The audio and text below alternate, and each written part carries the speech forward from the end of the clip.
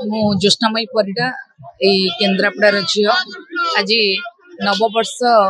उपलक्षे प्रभु श्री सिद्ध बलदेव जीव पाखक प्रभु पाखे आज दर्शन करिबार जो सौभाग्य मते मिली सहित आज विश्व प्रार्थना दिवस अवसर रे आज गरापुर दिव्य संघ आश्रम जो माँ अच्छा से होती श्री माँ दिव्य स्वरूपानंद सरस्वती जी की आमंत्रण करी आज एक सुंदर सभा आयोजन करिसेंती बलदेव जीव पाखे जोटी की हजार हजार लोक प्रभुंकर आशीर्वाद लोड़िया को आसुचंती। आज देखुथिबे सबु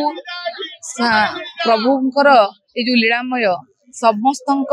हृदय रे एवं समस्तंकर मन भितरे जेपरी एई वर्षटी समस्तंक पई मंगलमय हो समस्तंकर